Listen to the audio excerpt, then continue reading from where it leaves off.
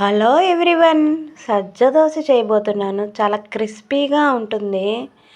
వీడియోలోకి చలో. 2 కప్పులు సజ్జలు తీసుకున్నాను. 1 కప్పు మినపగుళ్ళు. దానికి సపరేట్గా అయినా నానబెట్టుకోవచ్చు, లేకపోతే అన్నీ కలిపైనా నానబెట్టుకోవచ్చు. అట్టుపిండి మాదిరిగానే ఎక్కువసేపే నానబెట్టుకోవాలి. చాలా తొందరగా కూడా అయిపోయిద్ది.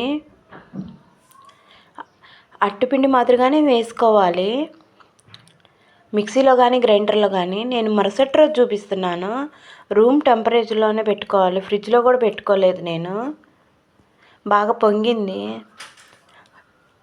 ఉప్పు వేసుకొని నీళ్ళు పోసుకొని కొంచెం పలచగా అయినా చేసుకోవచ్చు, కొంచెం మందంగా అయినా వేసుకోవచ్చు, మనకి నచ్చినట్టుగా. నేను పలచగా వేసుకున్నాను, కానీ బాగా కుదిరిద్ది కూడా.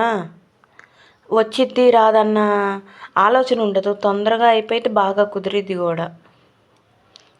పెన్నం మీద ఇట్లా అట్టుపిండి వేసుకొని సజ్జట్టు వేసుకొని బాగా ఇంపుకోవాలి. అట్టు మాదిరిగానే, అందరికీ చెప్పేదేముంది.